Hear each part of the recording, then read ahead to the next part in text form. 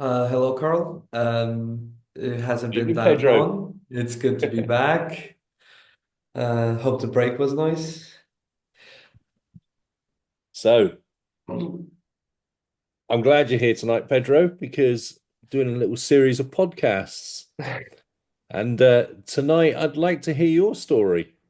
Okay, so we're going to go in a little bit of your background, but I want to take from it, especially your officiating journey.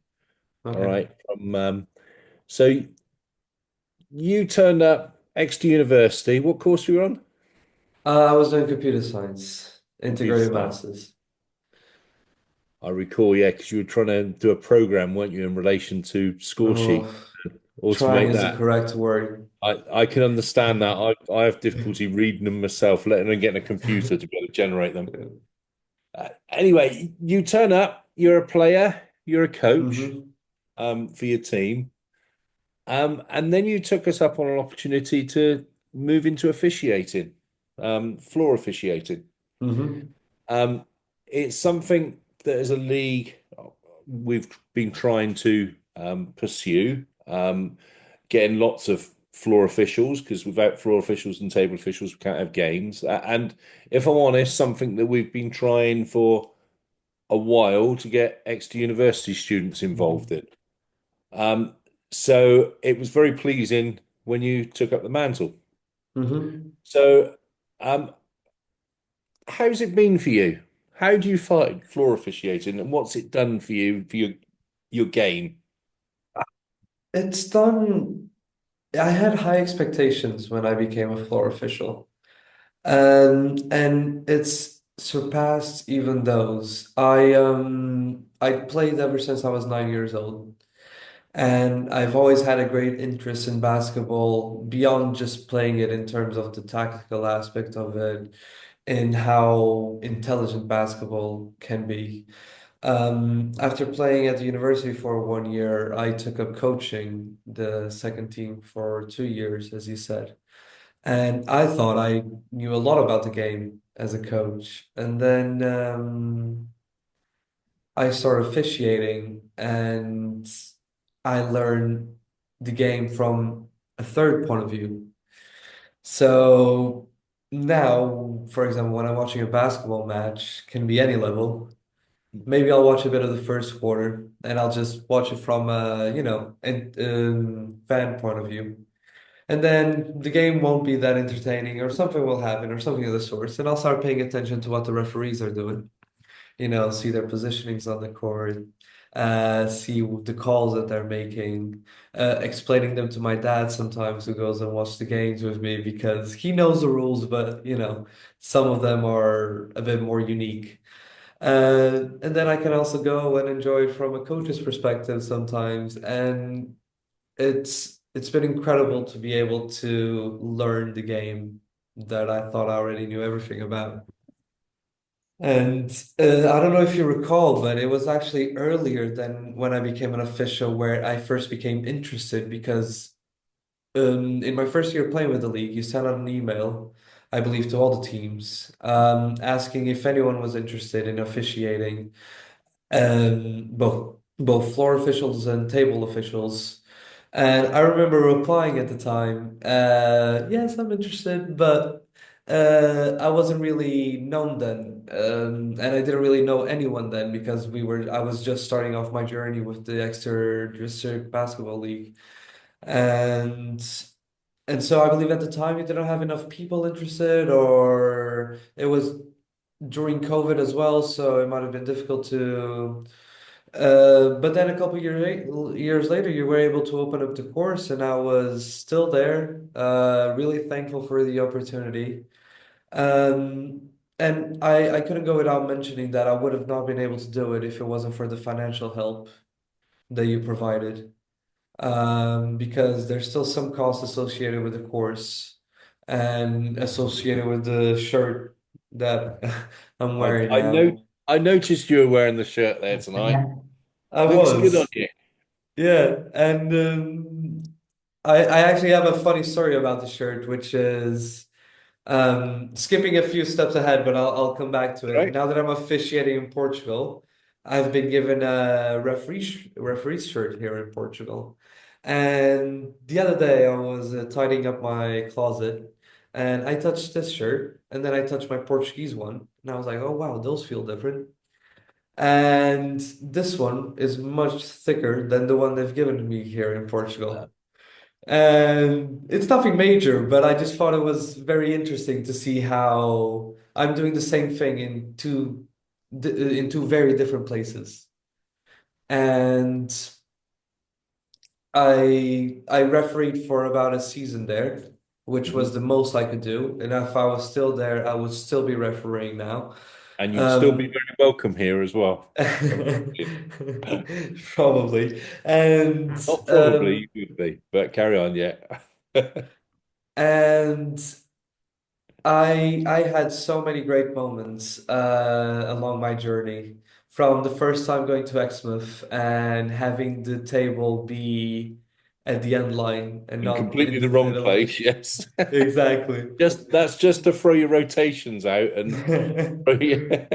Keep you on your toes. yeah, And to refereeing a box finals for the Western Conference Cup, both men and women's, which was an opportunity I only had because of the games I was able to do with the league, which helped me build up the confidence and the skills to be able to referee a final like that, where I did a free PO. It was a three-man crew, me, Chris, and Gron, and then when the season was over, I just wanted more of it, so I even did a bit of summer league, which was more casual, yeah.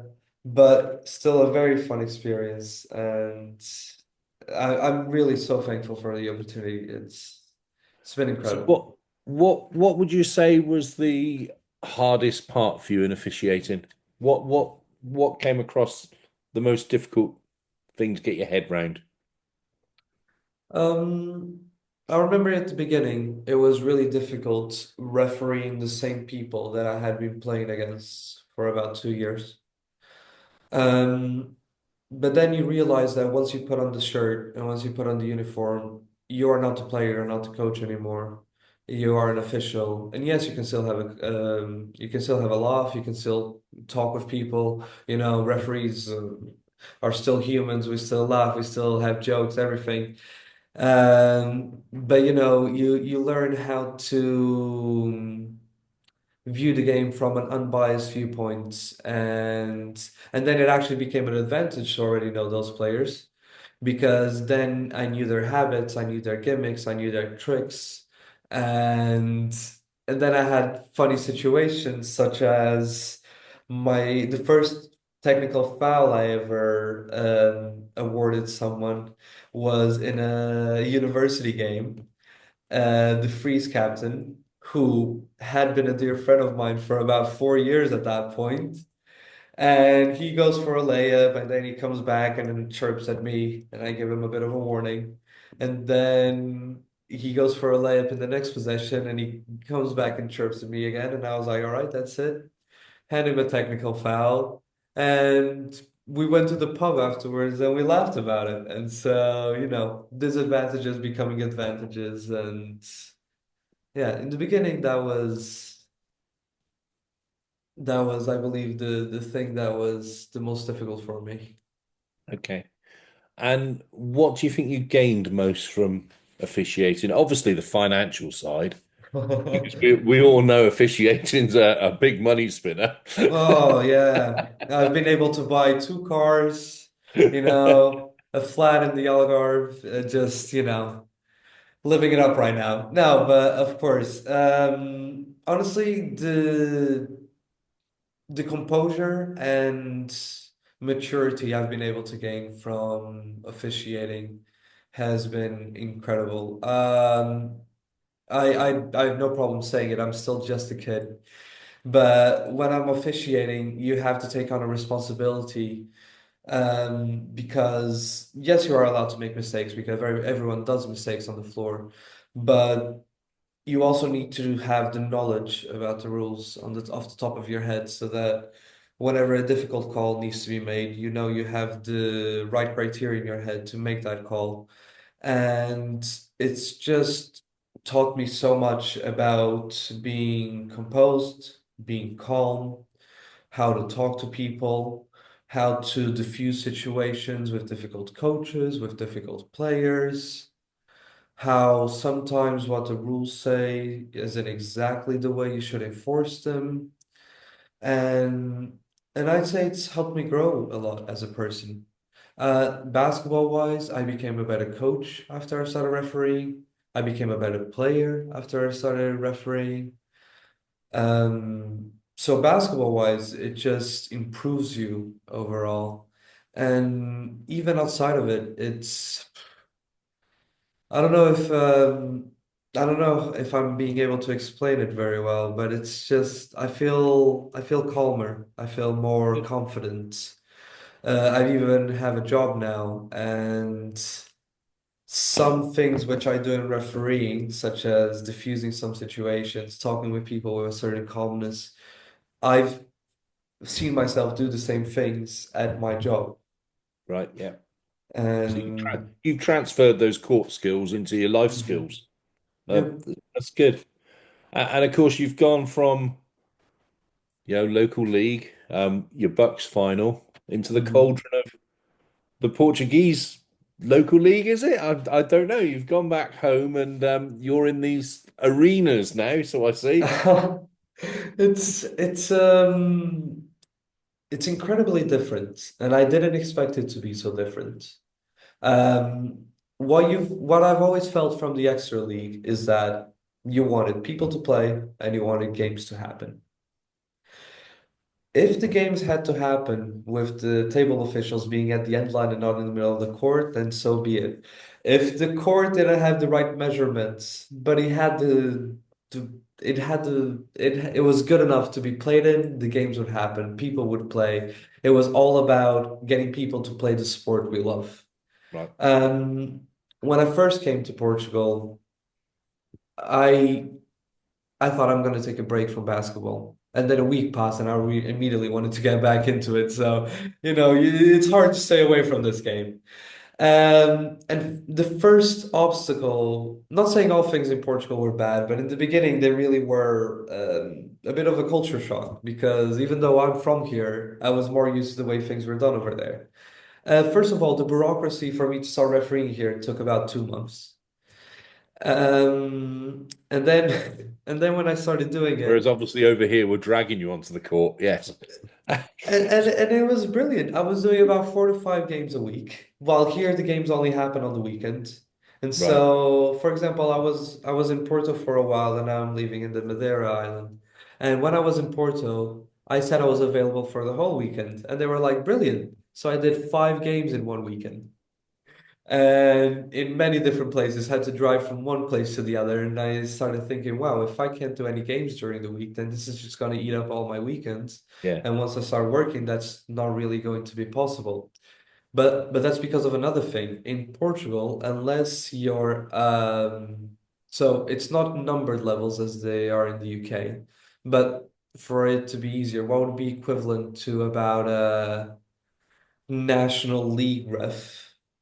You need to do about, I'd say, 5 to 7 years of refereeing before you Right. even do anything or any level. Sorry, any games where the players are over 18 years old. Oh, blimey. Right. Yeah.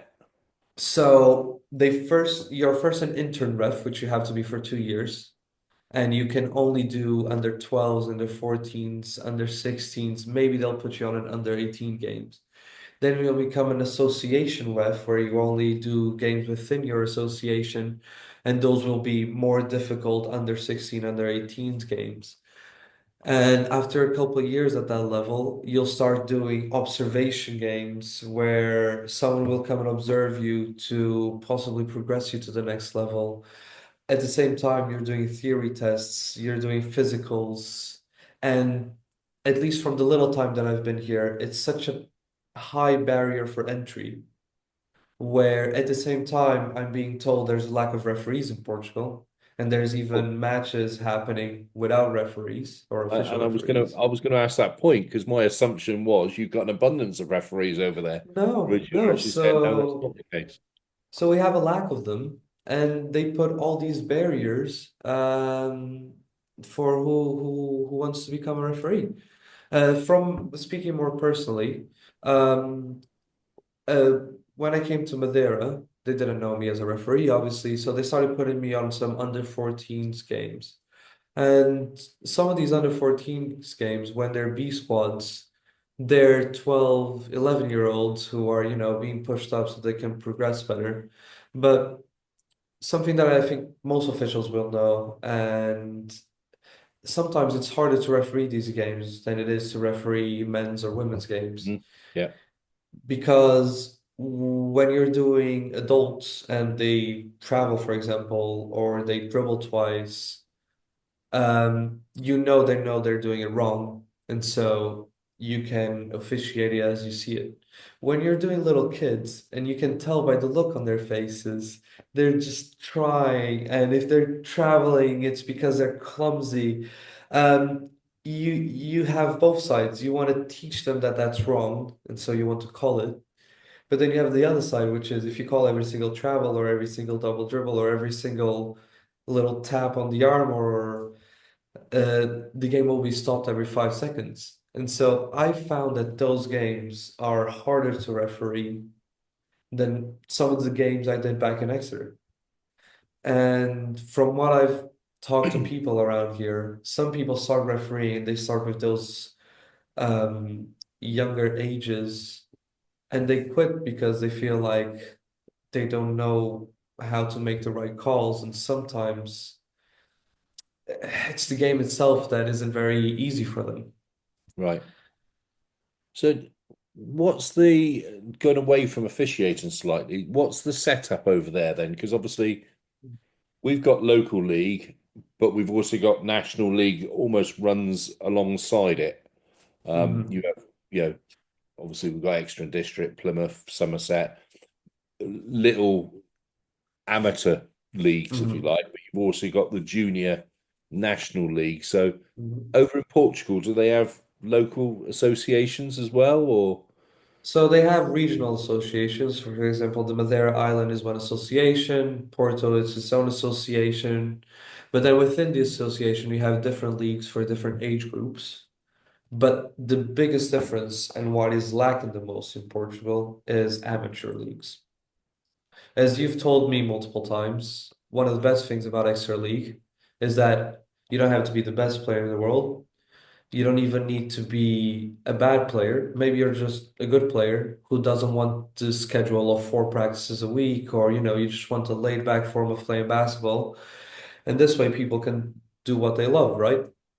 In Mhm. Portugal, every league is a professional competitive league, even in a young age group.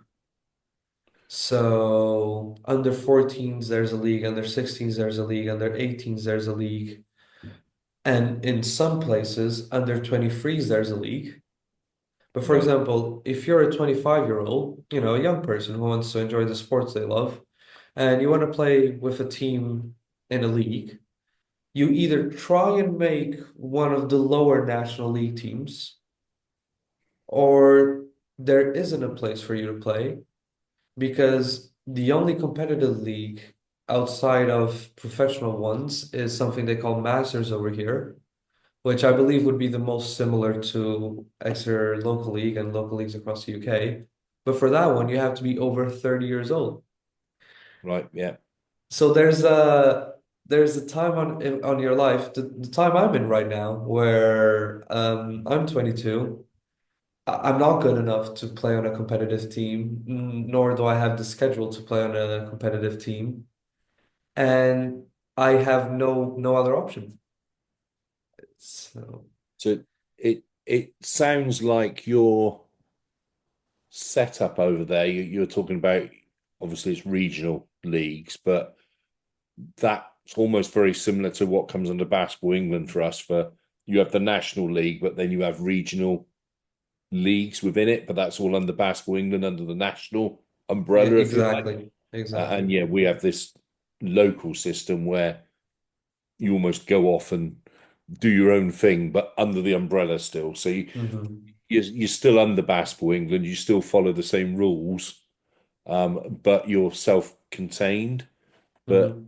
that must be, I mean, in the UK, basketball, I don't know if you're aware of this, but it's the second, I think it's the biggest indoor sport played, team sport played in the UK, and the second most popular sport in the UK to football, Oh, which wow. surprised me when you think of Yeah. all the different sports around. And obviously, it's also the most inclusive sport, Hmm.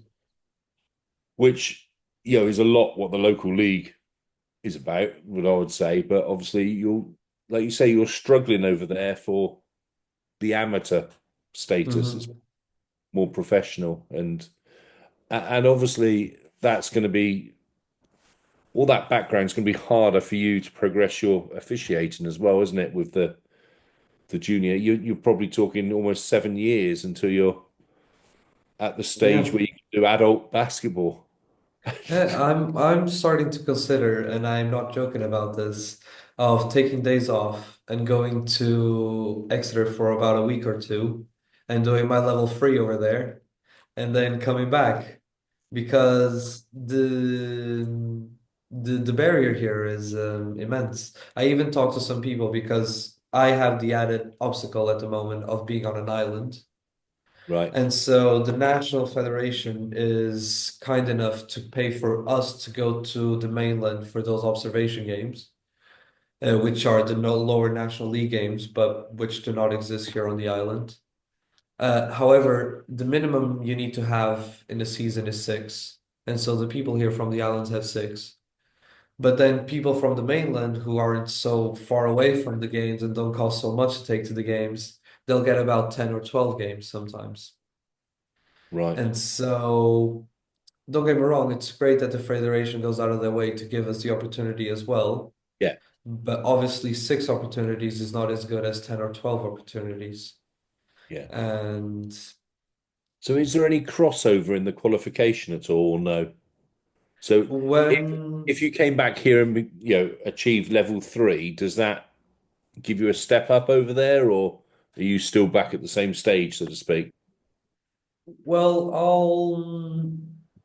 that I would not, I won't believe they would give me the step up ahead if I achieve level 3 over there.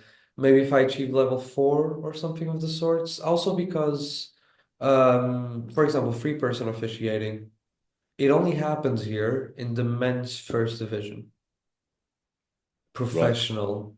So the one with all the international foreign players, which you can only do once you're what would be equivalent to a BBL ref. Hmm. Um, and so up until that point, you have no experience doing free person officiating. While in Exeter, in my second month, maybe not my first month, I was already trying out free person officiating because it really isn't that difficult. Um, but It's not, here, especially with how the two PO is nowadays as well, because it's the same rotations as well. So yeah, it, not over here. They don't have that addendum to the rules, so we still do him the old way, oh right, where the lead ref is always on the left side and the no, sorry, the trail is always on the left side and the lead is always on the right side, which in the beginning was a big adjustment for me. yeah, Also in Exeter, I don't mean to get off topic, but these are just no, things no, I remember. In Exeter, a lot of our table officials are people from the home team, for yeah, example. And so we do something which isn't part of the rules anymore, where when we call a foul, we go over to the table and we point to the team's bench so yeah, that the table can know which team the foul's on. Obviously, an experienced table official or someone with the course would be able to tell from the foul you called which team it was. But up at the university, I've had football players to the table for us. I've had volleyball players do the table for us because it really isn't that difficult. And as long as they're willing to help, they're able to yeah. do it. But they'll need you to tell them exactly. which team it is, Uh, exactly what to Yeah. write down, and And to be fair, we that rule from Basketball England or from FIBA down through Basketball England is that we shouldn't say which tape or which bench it is. However, in local league, I'm always adamant we will do it because, as you say, we have inexperienced people on the table. We're all one team. We just want Mhm. the game to take place as fair as possible.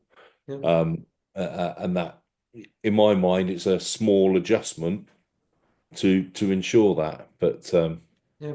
And yeah, that's what if I could sum up the difference is that between refereeing here and refereeing in Exeter, over there you made the small adjustments necessary for games to happen.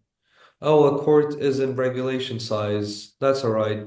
As long as people want to play, they'll play in those courts. Oh, we don't have official table officials. That's all right. We'll get someone with a pen and a paper to take care of it, and someone which can.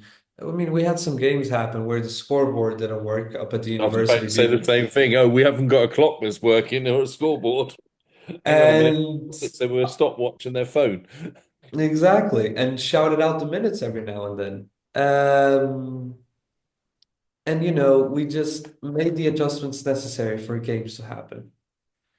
And here in But Portugal, they really go by the book a lot more. And that's why all the courts are these amazing arenas.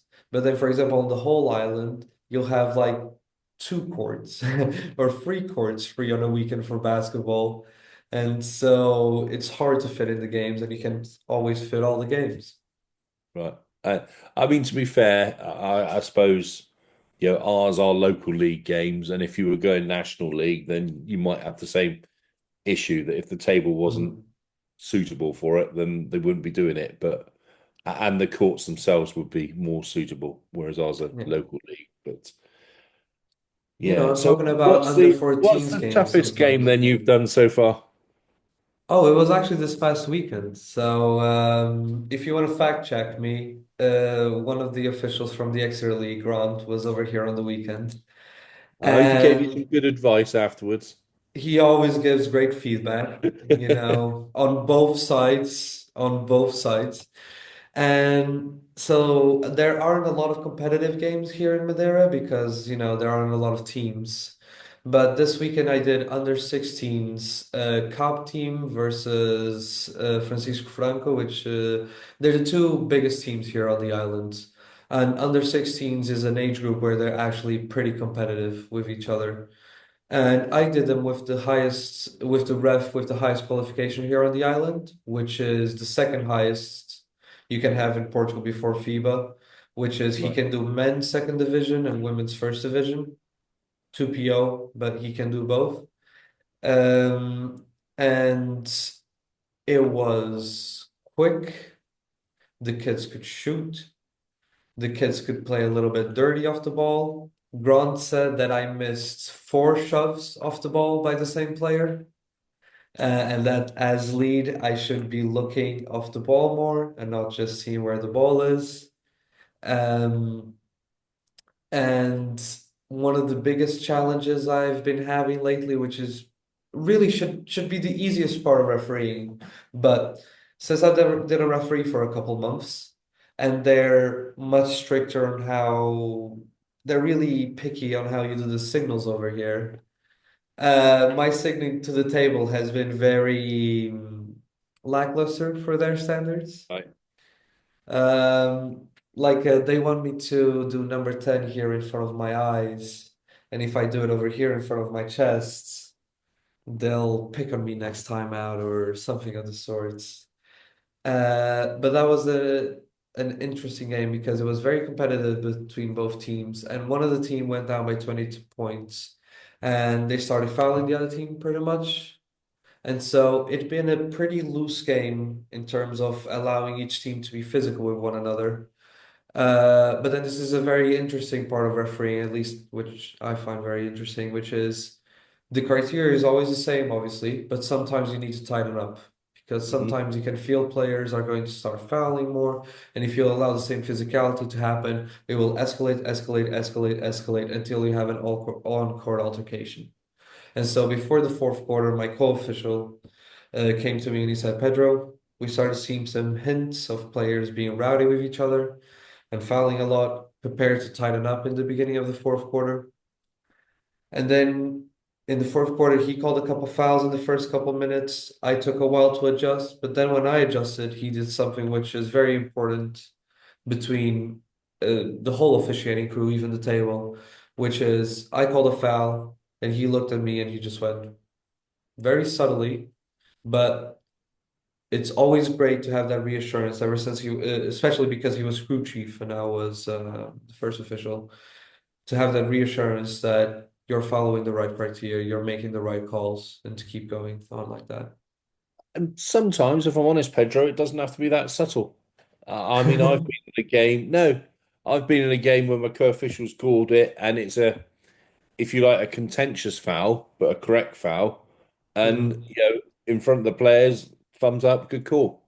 Yeah. And that lets the player know, well, actually, they're not getting anywhere with carrying on, and you know, and obviously the co-official know, oh yeah, like you just said, Mhm. happy with that. That was the right call at the right time for the right reasons. So, and your easiest game then. So if that was your hardest, what's your easiest game? Oh, my easiest games have been some schools games that I've done over here. So they're played on the side courts, not on the full courts. And some of them are really young, like 8, 9 years old, 9-year-olds. And you're the only official on the court. The kids are really young, so they don't really know what to do, but they really respect you. I even had a kid in this game who looked at me. And I went, it's all right, just go ahead. And he passes the ball to me. I'm like, no, no, not to me, not to me, to your teammates. And and honestly, that's because my first couple games here were difficult because of the adjustment and Yeah, because of the and not because they were wrong, but they were asking for very high standards in terms of some of the procedures, which we were maybe a bit more relaxed in Exeter. And so the first couple competitive professional games were a bit difficult for me. So it's always great to have these mornings where it's just a tournament in between little kids and they're just running around, shooting the ball. And then you call a travel and you stop and they all come around you and you go, you can only take 2 steps with the ball once you get it. And those games I earn, once again, it's really not about the money because for a whole morning we make about £10. as I've said, no But one's ever going to get rich officiating. exactly. But those are some of my happiest mornings. They're just very easygoing, and I always leave there with a smile. Because once again, I'm not in this because some crave for power or because I want to become rich. It really is just get more people involved with the sport, and It's a great ethos. Very, yeah. yeah, Um, it's the one you taught me in Exeter. I'll always remember going to my first women's match, and not that I was ever against women's matches, but I was going with Grant, and he could tell I wasn't too excited, and he said, "What's wrong, Pedro?" And I said, "Oh, the games are going to be a bit tedious, possibly, or they won't be the most competitive." And he said, "Pedro, were you always a good basketball player?" And I said, I'm still not a good basketball player. And I'm still not a good basketball player. And he said, yeah, exactly. And so, did you always have a chance to play? And I said, I did. And he said, and so do these people. So, doesn't matter what game it is, they deserve to play the sport they love. They deserve to play basketball. And if you can be the person to make it happen, you should be happy that you're able to make it happen. very And good. so, yeah, it's stuck with me ever since. It's good. Well, Pedro, you've had 4 quarters. We've had 40 minutes. We're into overtime. Um, Uh, it's been great to catch up with you, and thank you for taking it part in this. has. It's a series of different ones that obviously you're going to help us put out, Mhm. which is great for different personalities within it. So I take it from what you're saying, you'd obviously recommend floor officiating. Yeah, I mean, after all of this, I would it'd be surprising if I said the contrary. No, I'd recommend it, even if you don't feel like you'll be any good at it, you'll be surprised.